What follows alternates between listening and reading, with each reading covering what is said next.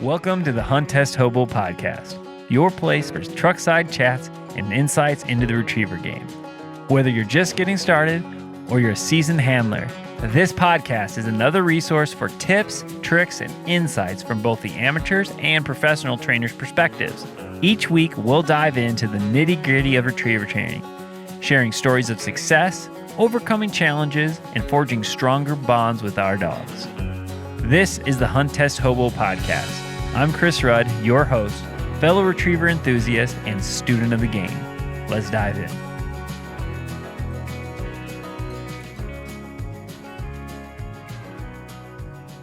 Welcome to another episode of the Hunt Test Hobo Podcast. It has been a crazy couple of weeks. I was in Europe filming for 10 days and got back late last week and have been trying to get everything done to get just life back in order. I was over there filming for work, but I'm really excited because today I have one of my best friends. My wife makes fun of me and says that he is my other wife. I found out today that Kaylee, his fiance, who they are getting married in a week and a half, 2 weeks, or is it a little bit longer than that? I think it's like 2 weeks. 2 weeks. Same difference. We got our marriage license today, so it's close enough, but you got to go do that. Pretty close. So he told me today that I'm his boyfriend. So, which I'm not sure if that's something we should say, if that's politically correct or anything, but whatever. So today I'm joined by Tyler Brenner, really strong young amateur, or not amateur, I'm sorry, really strong pro. He probably wishes he was an amateur with the heat that he had to deal with today. Yeah. So I'm really, like I said, I'm really excited, which I'll probably say way too much on every podcast because I do get excited every time I get to talk to somebody. But You're Tyler, never excited. No. But Tyler and I talk like probably 4 times every day about everything. So I think this might be the easiest podcast I ever do because it's just like a normal drive to go training. So Tyler, why don't you introduce yourself? You make sure you tell everybody kind of your story. I want to talk about everything from the good old days of high school and you raising millions and millions of birds in your backyard. So go ahead, tell everybody who you are. Well, I started working for Dan when I was 15 years old. A friend of mine was having a dog trained out there, and then they ended up buying a membership to the hunt club too, and introduced me to Dan. I actually did like a little ride along on a driven shoot that they were a part of, and I met Dan, and he sat me down afterwards, and I kind of asked him, "Hey, do you guys have an opening for like a part-time job or whatever?" And he was like, I think he was maybe 4 inches from my face, going, "Yeah." And the day that I met him, he pretty much offered me a full-time job down the road. He had no idea who I was, what I was made of or not made of, and to this day, I've never filled out a job application. I don't know if I can say that or not, but been with him for I think 9 years now. I started out as I didn't realize it was that long. Yeah, it's been a while. Wow. I'm 25 now, and I started there when I was 15. So it's almost 10 years. There. You had to get driven to work. Well, before that or during that time, you told me many stories about all the different birds that you've raised in your backyard. So I was always about that. Fascinated by, livestock, animals. I went hunting and fishing all the time. And a lot of times I just had to figure stuff out on my own. Like, my dad got me involved in hunting and fishing and all that, but he worked 2 full-time jobs and night shift. So I saw my dad 2 hours a day, right? So I kind of just ventured off on my own all the time and kind of just found myself lost in the outdoors all the time. I was never the guy that got on the computer or the Xbox and played video games or anything like that. I just couldn't do it. I remember vividly when I was in middle school, I think, my parents bought me one of those PlayStation portables, and I had them take it back the next day. I just didn't want it. Like, they had to think, like, what is this kid doing? I just never intrigued me at all. So, really interested in animals. For a while, I wanted to be a pheasant farmer. A family friend of mine would raise a couple hundred pheasants every year. Put them out for his Brittany's, and that was actually the first time I ever pheasant hunted was over this guy's Brittany's, family friend. And come to find out, there was a lab there that we hunted with all the time. Well, Dan actually trained that dog, and Debbie actually bred that dog. And I didn't know either of those two people. I was a little kid, and I actually hunted with the dog from the Gun Dog Success program before I ever knew it. I lived 15 minutes from Green Acres and never had any clue. But interested in raising birds. It was kind of an option for me as a future career. I also thought about being a police officer, as that's what my dad does that. I decided, well, I'll work here part-time when I go to Parkland and Champaign, get my associate's degree in ag business management. And I worked pretty much every day while I was going to college there, and, made enough money to pay for college and then some, and slowly fell in love with dog training. It started off being forced to throw birds in like 100-degree weather. It was some of the most miserable time of my life. If I think back, it's like, I remember sitting in the swamp on our property over by the Fingers on the big pond, and it was like terribly hot. I don't even know how to explain it. Like, my skin was melting off. I'm covered in flies because we're throwing birds for the 5th time. And we're doing big, long water swimming marks. And I'm just thinking to myself, this is horrible. Because I'm ADHD hardcore. And I have to sit behind the hide and throw these nasty, decaying ducks. And I was like, this is kind of lame. I'm like, this is probably the most boring thing to do with my job. And at that point in time, managing the hunt club, the winter time, the fall, winter, early spring, that's my busy time. It's where I make all my money. It's where I get the most action. It's the fun part of the job. Summertime was awful for that position because you're doing a lot of maintenance, just boring, meticulous chores. And then sitting behind the hide throwing rotting birds was not the most fun thing I've ever done. Honestly, I think the first time I was really like, wow, this dog stuff is cool, is me and Dan went to a couple different shows where we were, he would do like a little demonstration. And I remember Dan walked away with his family. They went to go get some food or something. He's like, you sit here and man the stand, right? And he left me with this dog. Well, it happened to be Barkley. And I knew Barkley was good, and there's all these people here coming up asking about the dog. I just started doing 3-handed cast. I had never done it with that dog, ever. So I just was ultimately intrigued in that moment by that. I literally threw 3 piles of bumpers out. He took every cast. I didn't teach that dog anything. I was riding on Dan's shoulders at that point, but I thought it was the coolest thing in the world. I'm like, man, this is incredible, because I had never been around solid dog training. When I really realized what it was and the magic that happens when you show the dog something over and over in the correct way, you can get them to do these things. I'm like, wow, that's incredible. I'd never been exposed to that before. I hadn't done any duck hunting really in my life. I always wanted to. My dad wasn't a duck hunter. No one in my family was. I live in a terrible place for duck hunting. And I'm addicted to it. So, I used to pheasant hunt without a dog, man. I'd walk out of my dad's house, walk down the road, down the ditch with a 20 gauge, and I wouldn't say I'd run, but it was a fast walk. And these birds would pop up. I'd shoot them, and I'd train myself. You don't take your eye off of that spot, or you're never going to find the bird. Now I have a dog that does that. Yeah. Well, way more fun. I'll never forget. So I think you and I hadn't pheasant hunted before. Like we've done plenty of upland dog training. So I figured that's what upland hunting was. But one day we went to wild bird hunting, and I had just gotten through COVID. I think it was like right when COVID was happening. I didn't know I had. I think I knew I had it, but I was like, I was through that like quarantine period, but I was like so weak and tired. And you and Dan just started running, chasing after Widow and Ash. And I'm like, oh my gosh. And I knew how far we had to go because we were going to George's. And I was like, there's no way I'm making it. And I'm just running, and birds are flushing everywhere. Widow and Ash look so excited. And I'm like, I'm going to die. I'm going to die. And I think we just like watched like a million hens fly. Like, I don't think we ever even saw a Well, that's rooster. the story of it.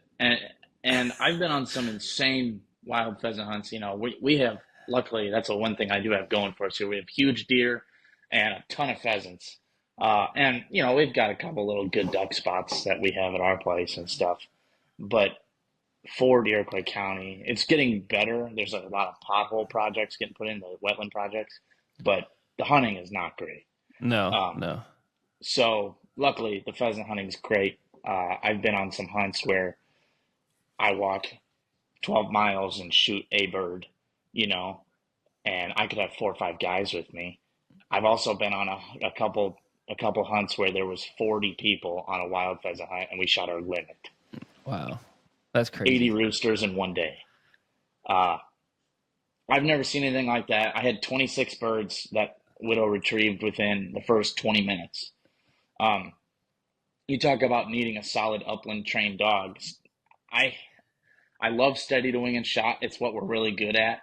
But if you're a real hardcore pheasant hunter and all you care about is getting that bird, you need a dog that sits hard on a whistle or tone. Like I use the tone on my Garmin. I love that aspect of it for a real pheasant hunter. But having a steady to wing and shot dog in that kind of situation is an absolute priceless tool.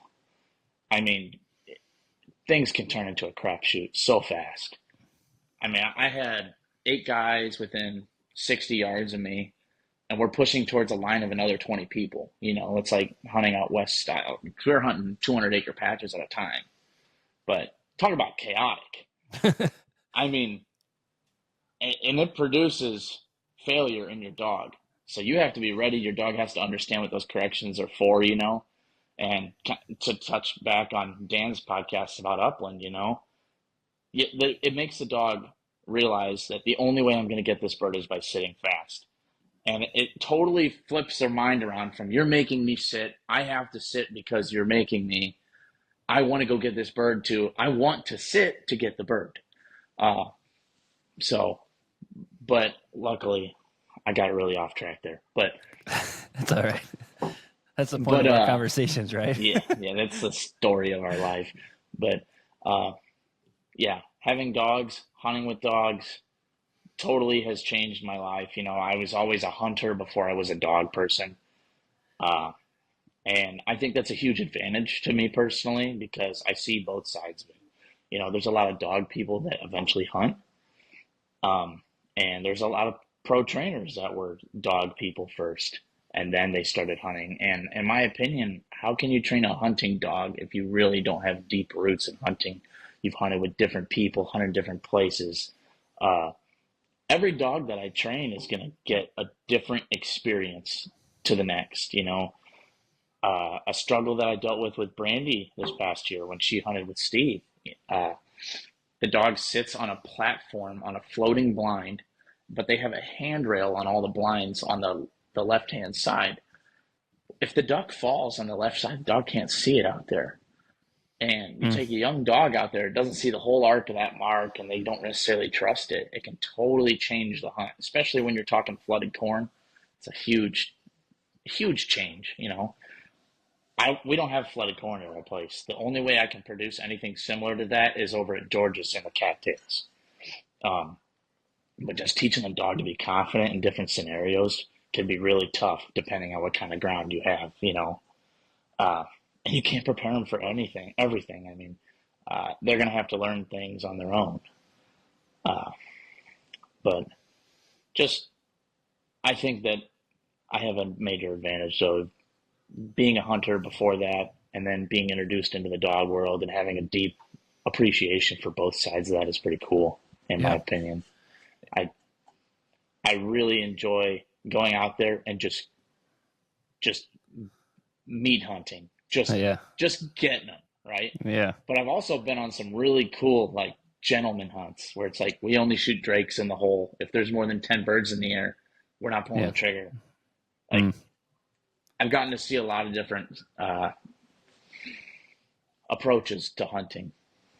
Yeah, and I think that's one thing that with as we're doing the Hunt Test Hobo podcast, like we're going to be primarily talking about hunt tests, but I would say most of us, either got our roots in this or we do a lot of this because of hunting. And how many dogs do you have right now? You probably have 25 or so? 24. 24 dogs right now. How many of those are running Hunt Test? Probably, a very small percentage are running right now, actually, because I have a ton of young dogs they're doing solid seasoned work, and I'm not the biggest fan of running seasoned, so I'm kind of pushing my clients off. I'm like, let's hit it next year. We'll do it next year, And I have a couple monster dogs that just can't handle themselves yet, and I'm just waiting for the right time. Yeah. For example, one of my strongest dogs, I ran her and seasoned at a HorrorCon, was that a month or two ago now? And she did all the work perfect. I mean, just excellent work. Got a little mouthy with the bird coming in, and just that one sign, like the first day she was fine. Second day she couldn't help herself. Like, okay, you're done. I'm going to wait till the end of this year. I'm going to run 1 day a weekend with that dog. I'm going to finish her season title. And she's doing finished work. I'm running all grand marks and blinds with this dog in training. And I'm mixing in the season stuff a little. I mean, you know how it is. A season mark can be a finished mark. But just really watching line manners, obedience, bird handling, setting her up to trick her. On every Sunday, Dan and I do the mock hunt test, and I've been running her without a collar on those days, telling everyone, hey, be quiet up at the line. I really want to trick this dog. Getting some basic corrections that I know she understands. And most importantly, flipping it around for positive. So I'm doing almost every mark, bird and mouth, to control that, blah, blah, blah, right? But I have a ton of young dogs. Well, my point was waiting to test them. And then the rest of those dogs are hunting dogs. Yeah. They might be people in the hunt club that you have. I'm getting a lot of flooded corn hunt club guys and they're a classic. I don't need no field trial dog. Customer. You're gonna make all the southern guys all mad at you for training the dogs for the. Yeah. Well, it is what it is. So we'll move on. Because the corn. Yeah, because the corn. Yeah, it's ruining the migration. Yeah. But I'm getting a lot of those off of the Illinois River clubs. A lot of Indiana people actually too. Yeah. But a lot of hunting dogs that are either doing ducks, ducks, geese, all that kind of stuff. A lot of upland dogs. I do some springers. I got a springer right now named Taco. He's pretty cool. He's awesome, man. It's fantastic. He's got the best personality. He is very well socialized. The guy took him everywhere. He got him on a pinch collar quickly because springers can be really squirrely if you're not careful and if you under-socialize them. This dog loves the water. That's a huge thing for me with a Springer because they can be awesome dogs and then they're like, I don't want to swim. Yeah. And the best dogs to me are versatile. If I shoot a bird that goes into a creek, it's not that hard. They can see the bird laying there. They should go get it. But if they have a fear of the water, that's not the dog I want to hunt behind.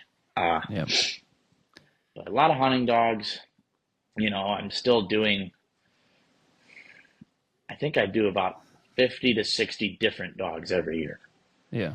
A lot of different dogs, a lot of different breeds. You guys, you have a lot of Chessies or a Chessie, or maybe how many? You got two or three Chessies you're training right now, or at least throughout this year. I have 2 right now. Scout's out there killing it with Nick at the master tests. Pretty pumped about that. Yeah. She's our poster child on the HRC magazine. She was on the HRC magazine last month. That was pretty cool. I remember opening the magazine and being like, "No way, that's Scout, isn't it?" That's Scout. She looks kind of dorky in the picture, but I love it. She's just happy. Well, I mean, honestly, I hunt with that dog a lot, so like I was pretty sure that's who it was when I saw the picture. Nick felt pretty good about that. That was pretty I cool. like But Jessies though. I really do. I think that they're very consistent once you teach them something. They don't try to, once they get it, they don't push it anymore. They just follow through with it. But they always have motivation typically.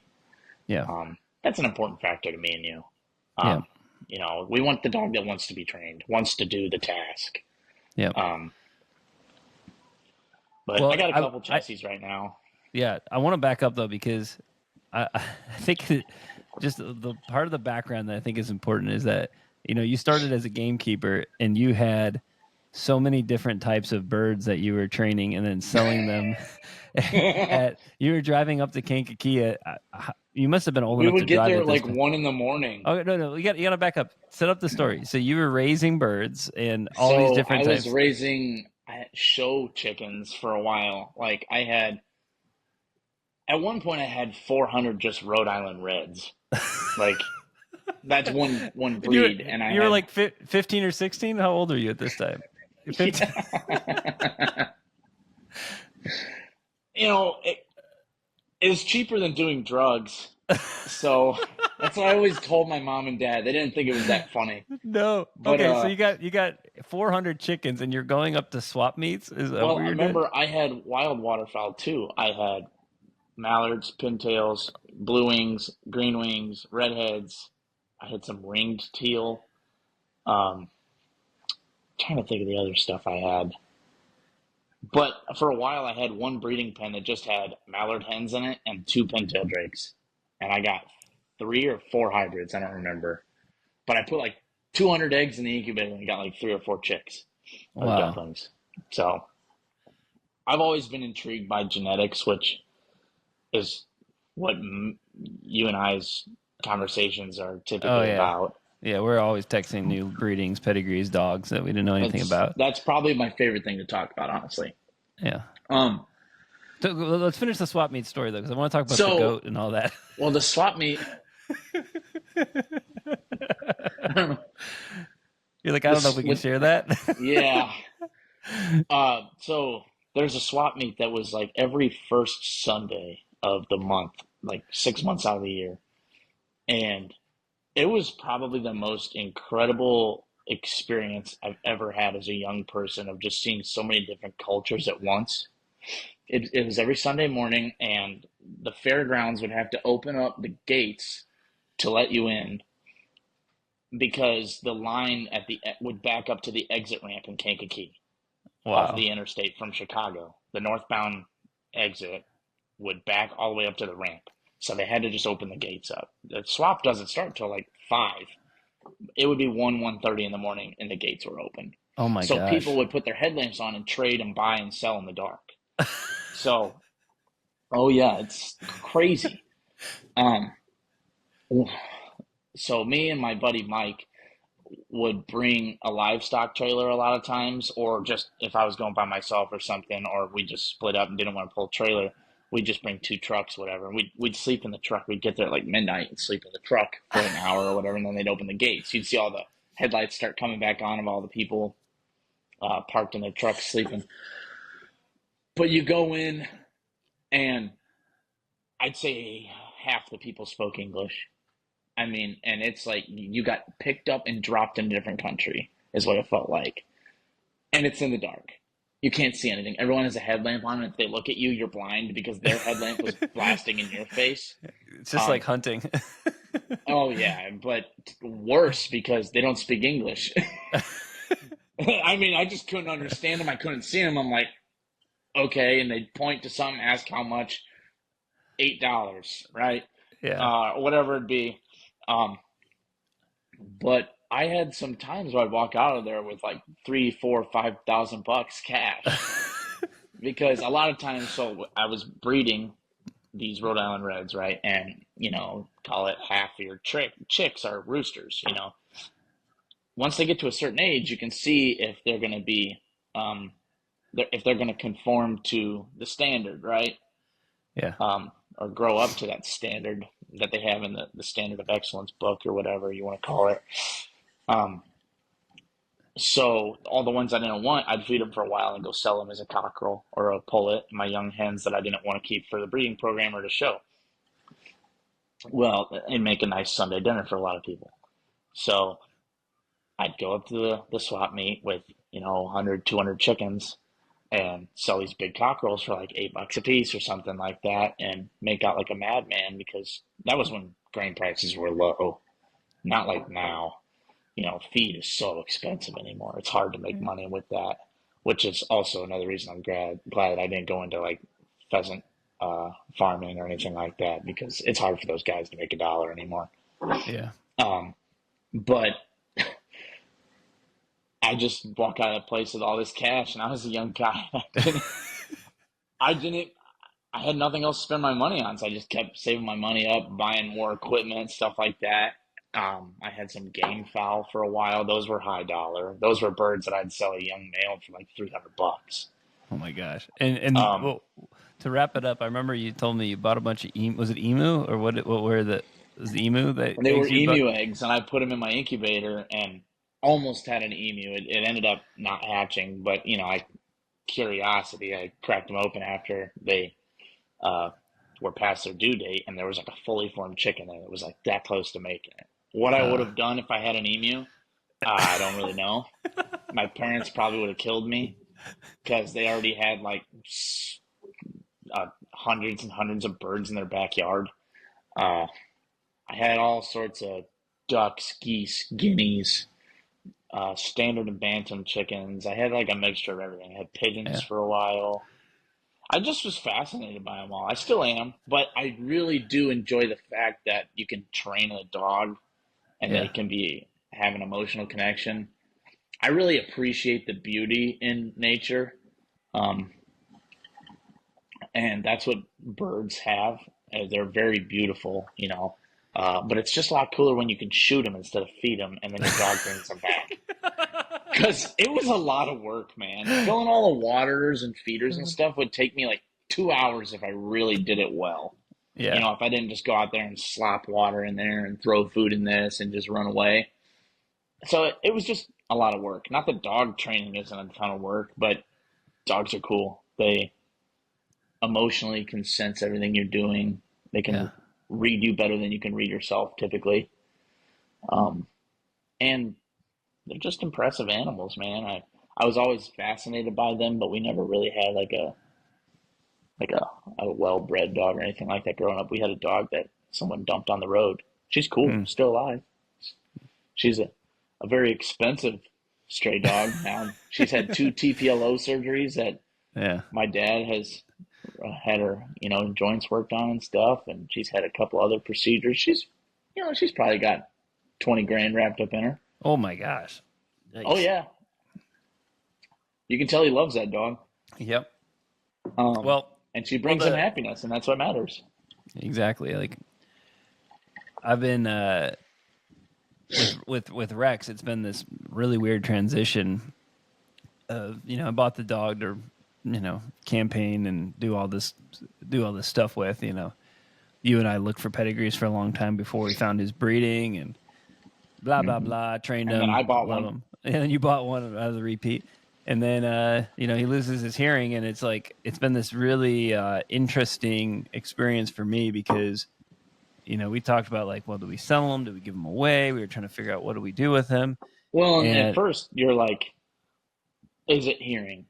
Is it a yeah, training thing? But now, I mean, I've there's no experienced doubt. it firsthand. He can't hear. No, it's no Rex, doubt. Rex, and he just goes, He was looking like, what? Are you, who's anyway? But my yeah. point is that like just having him chill. I mean, thank goodness he's not crazy. I mean, because if he was a Hmm. psychopath, this would be a totally different decision. But I mean, he's crazy in the field, but in the house, he's just super chill and loves on the girls. And Emma's gonna run him in started because I think he can. We can do all that without him being able to really hear.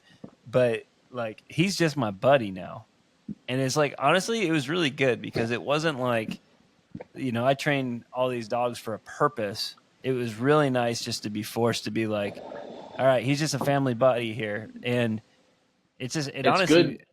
It's good go for ahead. both you and the dog. Like Yeah. I struggle sometimes because, and same as you, we're both very, very competitive people.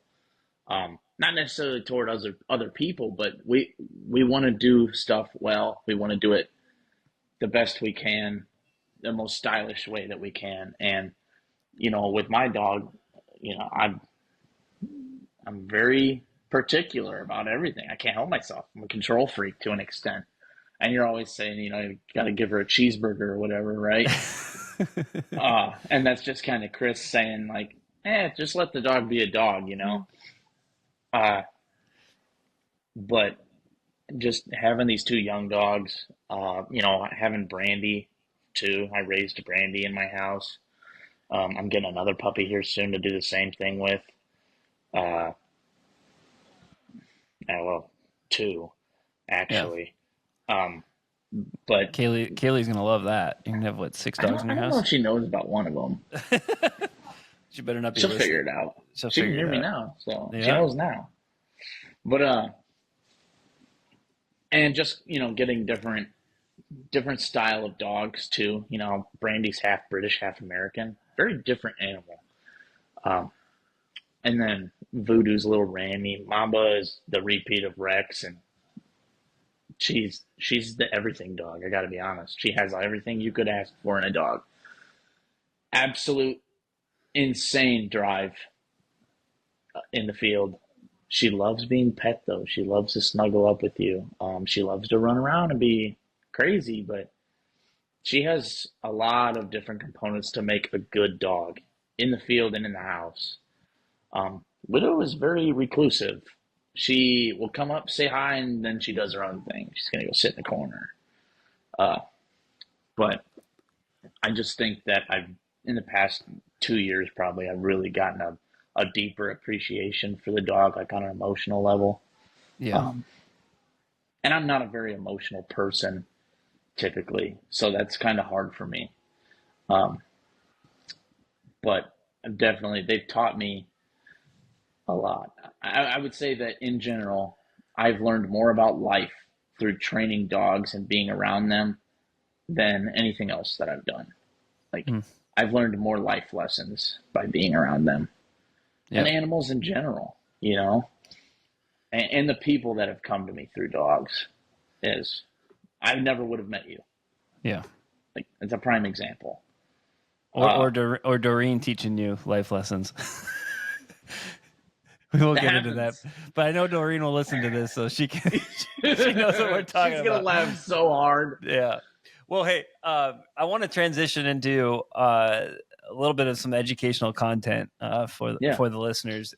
We had a pretty good Grand. Our crew did, between you and Dan and I. You went, I think, 3 for 6 in the Grand, and we had just our series of tests. We had a lot of what we call no-see birds, where the dog doesn't see a mark come out, and you gotta finish that test and try to pick up all the birds. And you had quite a few of your dogs didn't see some of these birds. I mean, everybody in our flight, Jeremy and Steve, everybody was having birds that weren't being seen. But and there's a few different ways that you can get a dog to do that. I mean, I didn't do anything special with Winter. It's just over time she learned some that dogs just click. Yeah, like with Winter, it was just like after a few times, I just lined her up and she just trusted me to run to that side of the hide and figured that all out. But with Rex, he did not. He's so intelligent. He's like, I didn't see a bird over there. You're saying my name. What do you want me to do? And he was young, right? When we taught him this, he was 16 months old, and we knew we were getting ready for the Grand. And that's definitely a genetic thing, though. By the way, I didn't tell you this yet, but I threw a bridge bird the other day. And it was a very basic bridge bird. Like, it was an angle back away. You could see all pieces of water. Mamba could not drive over that point with the bird laying there. It was tight to the hide, laying there. It was a easy bird, yeah. But it was a flasher, white laying there. She hit next to that hide. It's got to be on this. The hide's here. There's no way it could be here. And I just thought that was interesting because Voodoo pile through that. My other young season dogs pile through that. Mama could not get off that point. She's like, this swinger hides here. They got to be here. But Sorry to interrupt you. I just forgot No, about no. I that. mean, it's true. Like, and my point to saying he was an intelligent dog is that they learn after so much time. Like, it's going to be next to this hide. It's going to come out of this hide, and that's where I'm going to go. Right. Well, And and so some people probably get away with doing this like you did with Winter, and then they never really have an idea on how to piece it together, or they don't notice exactly. if their dog didn't see the bird or not. And that's half the battle. Yeah. Trying to watch, and because at the Grand, if you don't know where the bird is, you're really hosed. So Yeah. you have to really watch where that bird hits, but you got to see if your dog saw it too. So you're always flicking down, Yeah. back and forth when you're holding that gun. Uh, but yeah, I mean, it can be a tough concept for a dog to trust that line, and that's what separates the old dogs and the young ones. Uh, I lost Cooper in the second series on that huge lamb test at Purina Land, and he was my youngest dog. He had the least amount of experience. He also is susceptible to, scenting conditions a lot more than those older dogs too. Hmm. Uh, Very strong, powerful dog. He just likes to use his nose, and that's what separated him from the older dogs. Is he just couldn't quite trust me on my line, and then he broke down with scent. And that's what any dog that didn't see a bird, that doesn't understand how to do a mark they didn't see, how to go pick it up, they were hosed in that test. Yeah. Because I mean, it was what, 165, 175 yards. Yeah. And genetically, like, he's a full British lab. That is something that we're going to talk about genetics here later on, but Yeah, they're not bred to use their eye. Well, I don't want to they're not. stick my foot in my mouth, but you know No, what I mean. they they're they're very reliant on their nose. That's what they're Yeah. bred to be, and so that's something that you just have to. I mean, I'm going to have another conversation with Barton about the difference between British labs, American labs, and the two different kind of methods of training, like the Rex car versus the British. And we're going to like dive deep into this because I think it's really fascinating, and I think it really helps people learn. But this is just a preview of it, is that there's nothing wrong with that. It's just you have to know that that is what they're genetically susceptible. I can't even say the word right now because I got a cold. They're not able to.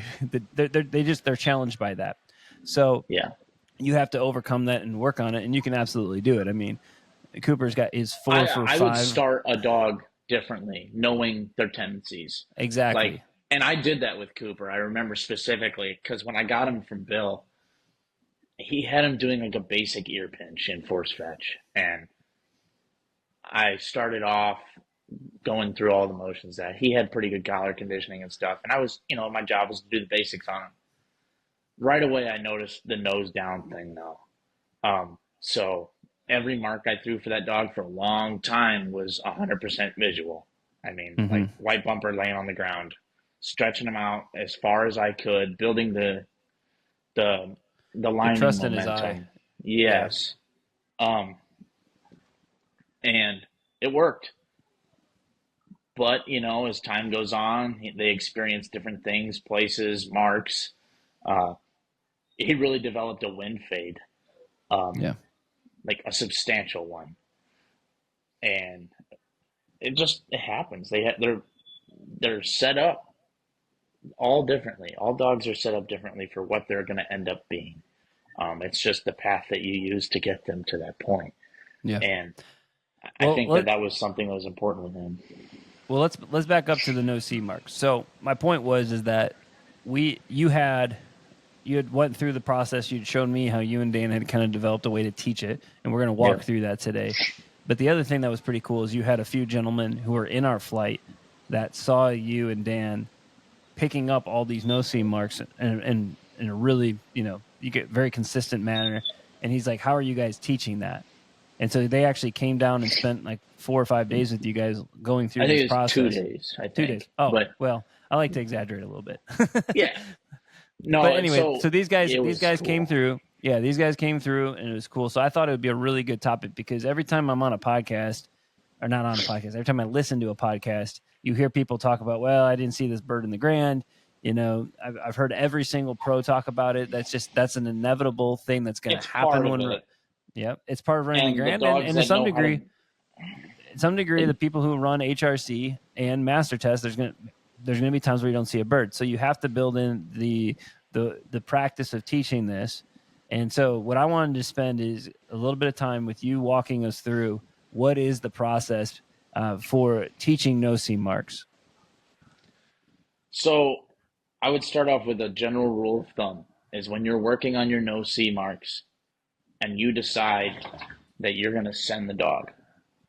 Once that dog leaves your side, you are not handling that dog. You cannot handle the dog. 100% never.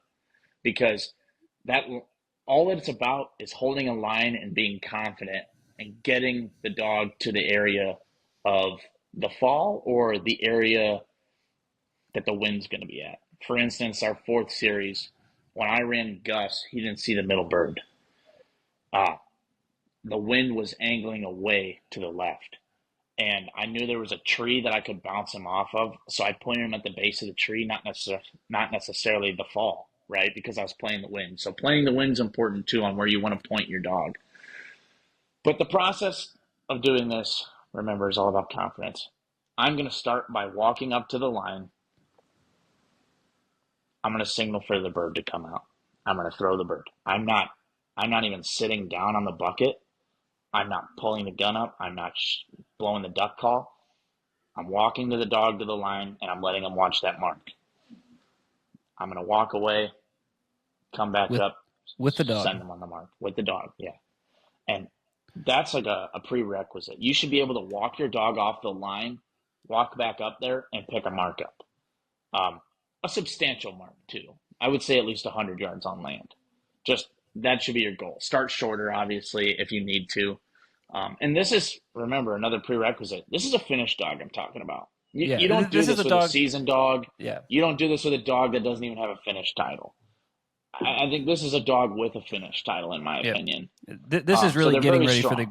This is a tip for getting ready for the Grand, or something else where you're going to have birds like this. I mean, yeah, pretty much the Grand. I would leave it at that, honestly, because any AKC tests, you're going to get a boom or a quack in the field. I mean, you can still not see a bird.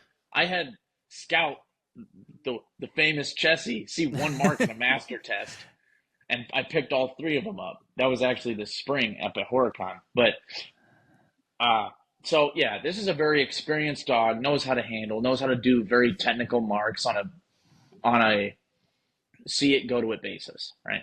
So I'm going to walk the dog up, throw the mark, walk away with the dog. Bring the dog back up, let him pick it up, right? And I've done this, this isn't all in one day, too. Let me also add that. This is a spread out process over weeks and weeks where you're teaching the dog to have confidence in memory and confidence in you. I'll also add, I'm very, very particular on my dog's spine, from the back of their spine to the front to the tip of their nose. They have to be pointing at the bird. I do a lot of marks in training where I'm standing up, lining the dog up perfectly, and then sending them. I'm not sending the dog from the seated position a whole lot, in all reality. But at a test, when I get close to on the go bird, unless there's always an exception to every rule. I've definitely had go birds at the Grand. But so let's stay on a stand track. Yeah, we're gonna do a lot of walkaway memory singles, right?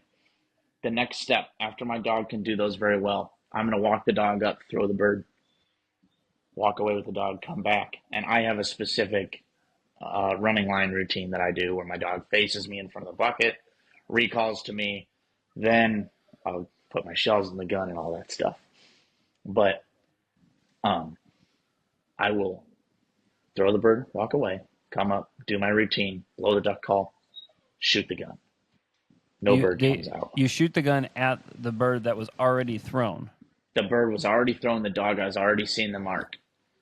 Now, this is the important part. This is where you take your time, shuck the gun, put your safety on, put it down. And I tend to put my dog in front of the chair because I run my blinds from in front of the chair. Therefore, I'm going to have more discipline on my lines because the dog has been moved from the side of the chair to the front. So now at this point in their head, this is almost a blind, right? They're going to associate more discipline with their line from that position. But they already have seen this mark. So in their head, they have confidence to go.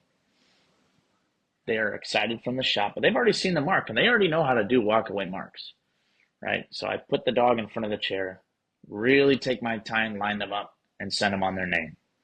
Once that dog leaves my side, you better have a great bird boy, because it is their job at that point to put the dog on the bird. So that's why it's important in the beginning when you're doing this. Don't throw huge marks with a ton of factors. Everything should be big but simple. Typically, I'm going to do this on longer marks, anywhere from 100 to 200 yards. I'm not going to do this concept on a 40-yard mark in training once a dog's confidence is high, because the birds that they don't see typically are 100 over. Yeah. So let's back up. So let's say your dog, because we've had this happen a ton. The dog leaves the line, they run, I don't know, let's say 30, 40 yards, and they either run directly at the hide or they veer off one way or the other. And this is what's really, I think, key, is that either if you're training by yourself, you better have like 3 wingers out there to help get the dog there. But if you have a bird boy, like, you're on the radio and you're immediately saying, throw another bird. Because this is one of those things where you're not trying to win the day in one session.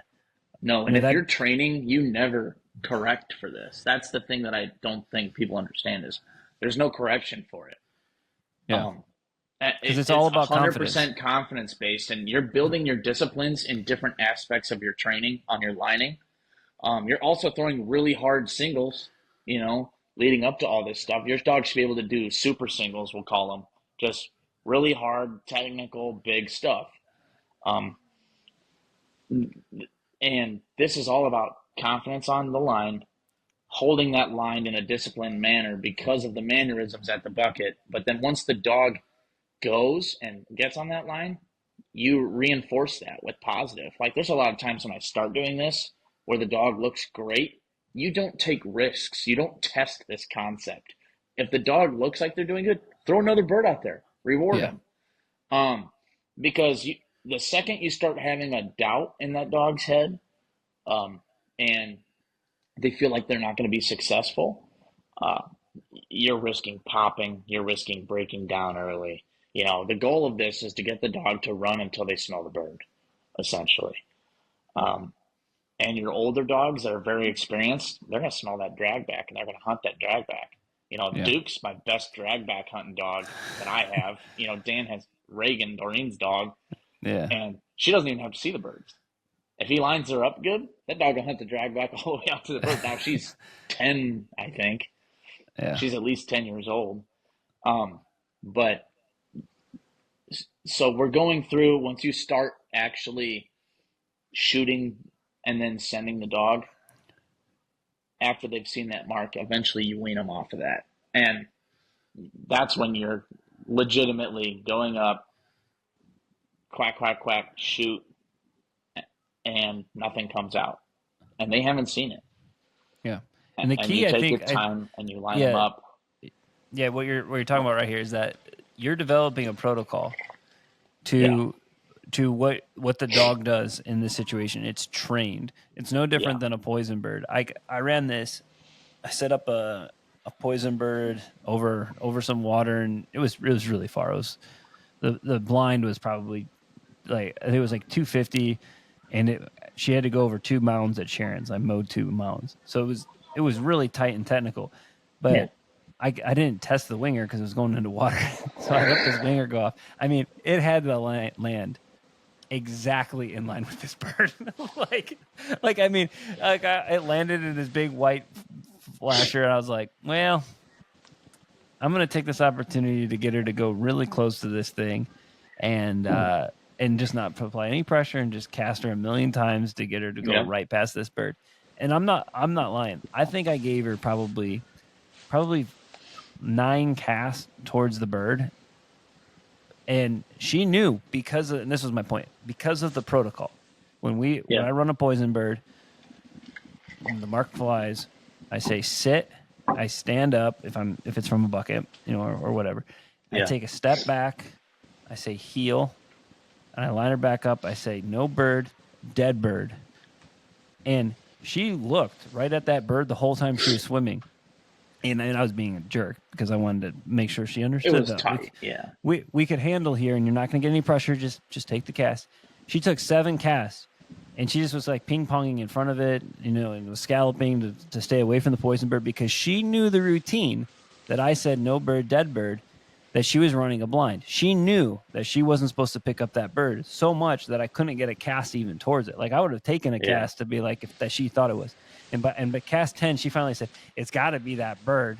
And so then she started swimming towards it, and I let her get like 2 feet from it. I went, tweet, stop. And then I cast her away from it, and she's like, thank God. She starts swimming away. And then she two-whistled the rest of it. That's no different than like having a blind really tight to the gun that you already picked a bird up out of, and that's another hard thing sometimes, getting that dog to handle into those no-no zones. We spend all this time saying, you can't go there, you can't go there, you can't go there. And then, as tests get harder and harder and judging changes and tests change, they're like, I'm going to put that in that spot the dog doesn't want to go to. Yeah. And the dog has to feel safe doing that, and that's what separates a great trainer and an okay trainer. Is having a dog that it feels okay going into those bad, scary places that we tell them they can't go, and really seeing what dog understands what's allowed and what's not allowed. Yep. And trusting the handler, but I overlap a lot of concepts that lead into the no-see-em marking, right? It's a combination of throwing really hard singles like into the wind specifically because I'm preventing a lot of wind fade. So a lot of white coat related things, I would say. And I think I did about a month's work of white coat stuff and then a month of really strong HRC stuff before the spring grand.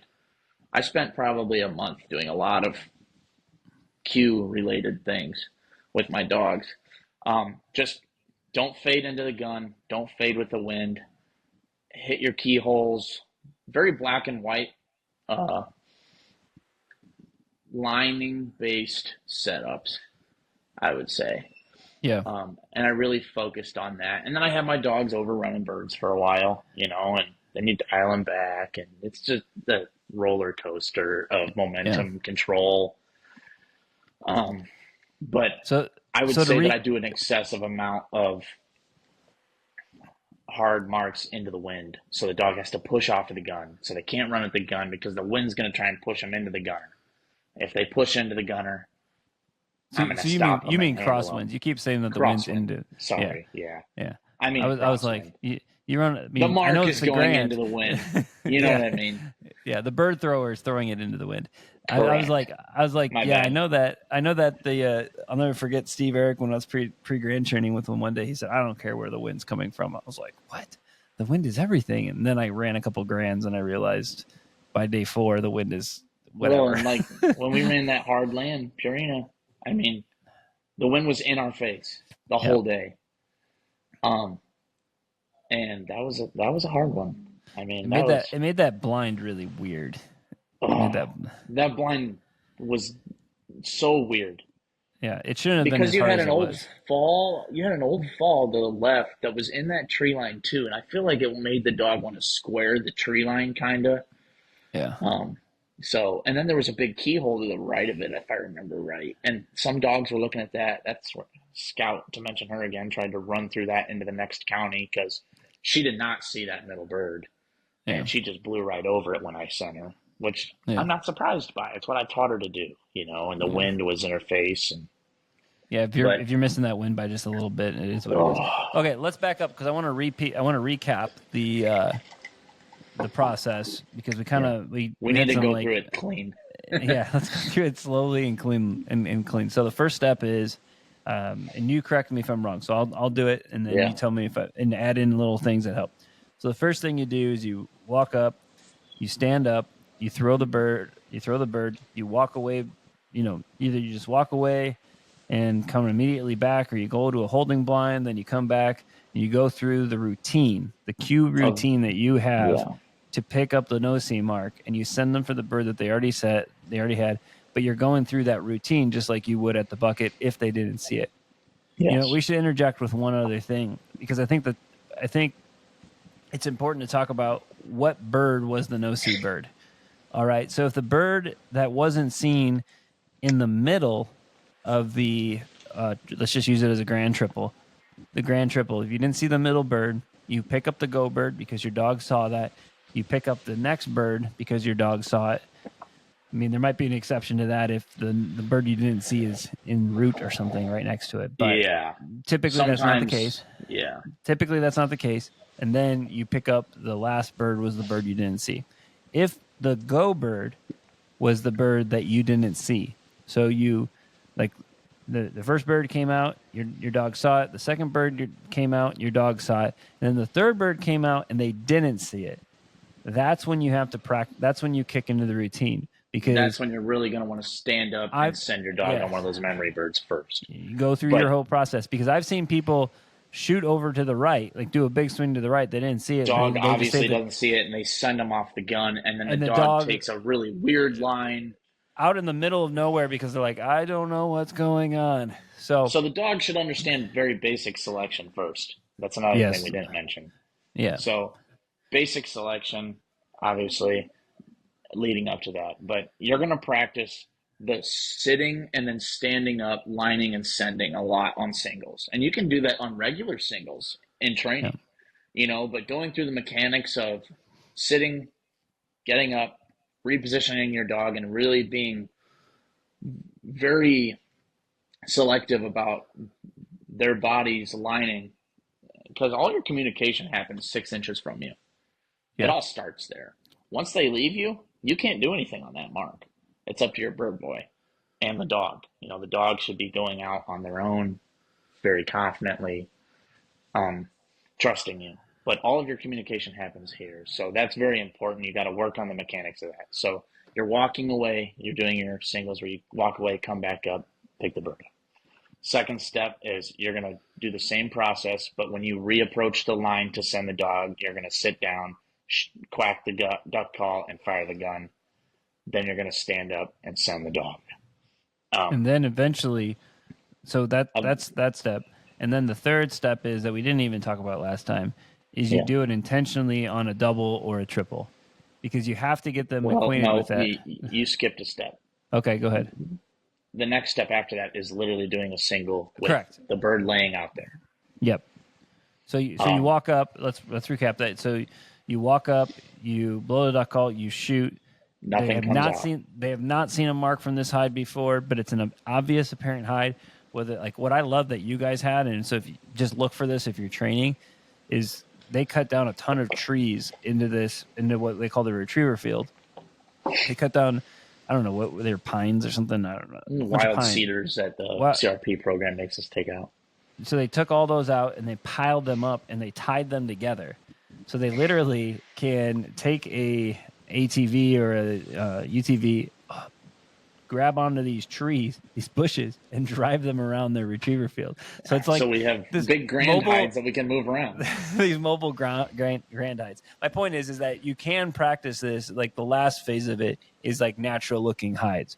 And I actually would prefer doing it with only those if you have the ability to, because I think that you could get yourself in trouble if you just had like a clean hayfield with just this dinky little hide up and the four-wheeler and the guy back there, or a bunch of wingers. Yeah. Depending on what kind of dog you have.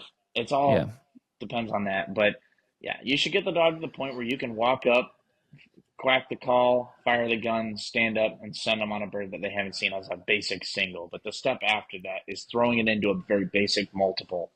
And then honestly, once I get the dog doing this fairly consistently, then you just stop doing it for a while. Yeah. And the only time I practice it is when it happens on accident in training. And they don't actually see a bird.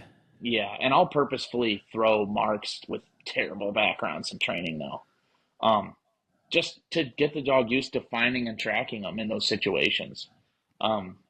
Something I experienced at that SRS at Bong, Widow saw one of the 3 marks in that first series. And I think it was because, from her perspective, she saw those blobs of cover as hides.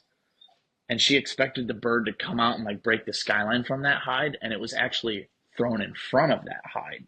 Each Mm-hmm. one of those marks fell in front of trees in that situation. She was looking through and not at. So it was just a repetition thing of what I'd been doing at that time. But what I'm getting at is the way that you throw your marks out of hides, um, the positions that they land, you got to change it up. Throw that bird that lands in front of the hay bale. Like, that's a hard mark. And people sleep on that. And that is a hard bird. When the dog has to run right at a bale, it could be 30 yards. It's going to be hard. I don't care what dog you're running. Yeah. Um, And it so goes back to different balance, positions. right? It goes Yes. back to balance. Like the reason that we're talking about this is because if your dog can't do it, it's a great way to teach you how to do it. But I remember we were talking with Jeremy Legg at that SRS, and he's like, "Well, how much do you do it?" And we're like, "Well, once you teach this, you're done," because Yeah. you develop too much of a habit of doing the problem of they start marking all together and blah blah blah. So it's not something that you want to practice much once you teach it. It's No. like one of those things that you teach it, and 1 out of every 30 marks that they don't see, try You it. just send them anyway. Like, Yep. and unless it's like something super technical, I would not recommend doing that. But if it's just a long single or something, and you're like, the dog didn't see it, that's your time. That is when you need to teach the dog to be confident in themselves, no matter what. Like, the difference between, in my opinion, the difference between a good finished dog and a grand champion is the dog that can deal with adversity in the test. Because It's the true. grand, it's gonna happen. Cooper, that hurt losing him, but it made sense. That is something that he could not deal with. It was that kind of adversity. He had never experienced that in a testing environment before. I'm 100% positive of that. He's never been to a test and not seen a mark.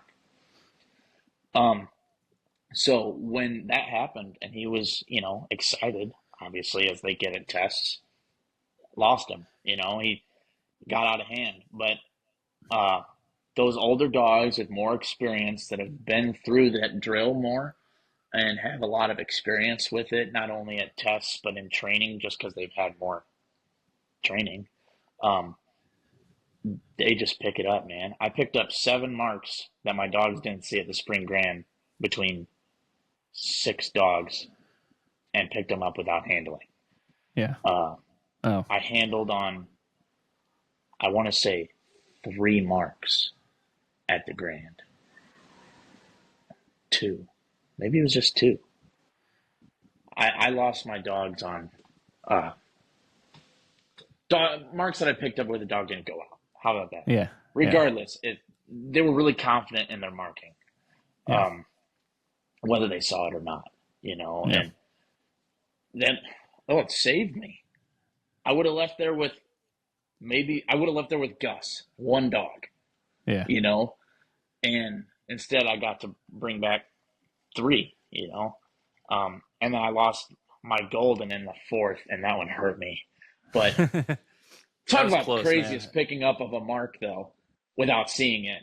Remember that? He was in the Bermuda Triangle of the scent on that blind. He went left, and I was like, "There's no way this dog is recovering." I was like, "Well, because Amy had driven to watch. That's like that's always fun, right? The owner drove to see the 4th series of the Grand, and you send the dog And he was sitting out. on sticks already because he popped in Yeah. the water on the first day because of the birds and the trees. And that's a whole other story. But anyway, so the point is, the dog runs out and goes left to the mark, and is like hunting between where that blind was and that middle bird. And I'll never forget. Like, I was like, I don't think we've seen a dog even come close to recovering yet from this, No, because if the they wind, got in there, they the were wind, hosed. because this was the last day, and we were all delayed because we were following Steven and Jimmy's group that had like the big water delay. Yeah. So we didn't even start running, and I'll never forget. The wind shifted 180 degrees. It was blowing one way, and then when we started running, it went to the other way, and it changed. Obviously, it changed the whole test. But Whiskey got into that no recovery land, and then just looked up and looked to his right, and just ran straight over to the bird. Like, I couldn't believe it. Didn't even hunt. Just went and picked up the bird, and I was like, and he was. And I'm like, and the dog is normally such a strong running blind dog. I was like, oh my gosh, this dog's going to make it through, and you're going to have 4 for 6. And then I got one too many casts or scalloped casts on this blind, and they put me on ones again. And but the worst part was is that they talked about it for like 3 minutes. I mean, they literally talk thinking about it again. Because I remember you're sitting on the honor waiting. You haven't roped him yet, and you're just sitting there waiting and waiting. It was 3 minutes, which is like an eternity. And then they finally told you, and I saw you get the leash out, and I was like, oh, because I honestly thought that they were debating between between ones and zeros, because I was in a terrible spot. I never got roped. I just knew that I had ones. Oh, that's what it was. That's what they told you you're on ones. Yeah, I only had one dog zero out of all of them, and it was Coop. But yeah, he popped in the first series with a floating duck in front of him because they had all these whistling ducks in the trees behind us. Yeah. I don't remember what the name of the place we started at was, but wasn't it Avery? Does Avery sound right? Yeah. Well, everyone said the one with the big. It was in the big duck blind. The big duck blind in the middle of the pond. Well, like I walked off the line and a couple people were like, "Did you hear all those birds?" And I'm like, "No." Like it's a golden retriever. He's a really good dog, but like they do that kind of stuff. So I wasn't like surprised. I was taking it as my fault, right? Something I did, right? Well, then the 5th day, Mr. Atwater's taking pictures, and he's like, "Did you run that golden named Whiskey?" I'm like, "Yeah." And he goes, it was those birds in the trees that made him. He goes, I was 10 feet away from that dog taking pictures inside that duck blind, and I watched those birds tweet and chirp, and that dog heard that. His ears perked up, and he just turned around and sat. And he was hard swimming after this duck. Yeah. And I'm why did you have to tell me that? It's not like that dog pops either. So it is what it is. You just gotta. It's just part of the grand. You're gonna have those days of bad luck. And that dog is incredible. I mean, I love that dog. Honestly, I have a stronger connection with that dog than I do my own. And I truly feel that way. He just loves me, and I love him, and we love training, and he likes working for me. But that's a dog that the breed in general, the golden retriever, they really have to see something to believe it. If you can get a really good point and shoot out of a golden, you're a killer trainer, man, because that is tough. And he was one of the hardest dogs I've had with that. You know, it's a lot of confidence, but they just naturally, they're kind of like the British Lab. They want to zigzag a little bit more than American field trial style dog. But what a great dog, though. Really enjoyed working with him. And he smashed that really hard land test, the second series. I think the first 4 or 5 dogs that ran it zeroed out, and I went up there and pinned them all with him. I'm like, ooh, that was fun. Yeah, it's a good feeling. Yeah, well, especially his first experience, he zeroed out on the first day by not seeing a mark. Yeah, another great example of that. So if you want to run the grand and really, that's probably when you started really working on figuring out a way to teach this. I remember you and Dan having a long conversation about how can we make this more systematic to teach people to teach the dogs. Dan lost 2 grand champions that first day on that test. Yeah. His first 2 dogs, and that was rough, you know. And you walk up there and you get your teeth kicked in the first day. It sucks. So it makes you think, you know. And when we have a long drive back from the Grand together, that's when we start brainstorming together and bouncing ideas off. And then we call you and get everyone's perspective on things. So I really enjoy that about working with Dan. He's always the brainstormer, the mastermind, the inventor. Yeah, the mad scientist. Yeah, that's probably the best way to put it. Yeah. Well, we've been running for an hour, and I'm looking outside, and it's about to get real here. There's a big cell that's coming in, and I gotta load this gear out. So we're gonna wrap this up. But I want to just mention our sponsor, the Hunt Test Guide. They support this podcast. So if you haven't looked into any of the courses that they have available, one of them is my Amateur's Guide to Hunt Test Success. You guys can look that up. It helps support the channel, as well as their team membership, where you can see all the setups that Lyle and Clark do on a weekly basis. It's great. I mean, I've talked to a lot of people recently who are always messaging me, hey, what kind of setup should I practice? Well, if you want to see what the best are doing, You can become a member there. I think it's like 30 something bucks a month. If you do the pay per month, and you can see all their setups. It's a great way to see a lot of the great things you can be working on. I've personally been doing a lot of bridge birds because I've been seeing Clark do a lot of bridge birds and realizing that I don't do enough of them. So I've been working on a lot of those. So it's been a great resource. Anyhow, thanks for listening, everybody. And if you want to, Tyler, if people want to get connected with you, to talk through this more, like what's the best way to get connected with you? Is it I'm on Facebook? They can send me a message on Facebook and I can help them out with that. I mean, I would really recommend people that if they think it's something they're going to run into in the future, or like a young amateur or a new amateur that's thinking about running the Grand, and people can get a really bad taste in their mouth about the Grand when you go out in the first series and they're like, I did all this work and traveled all this way and my dog didn't see a mark and I went out, right?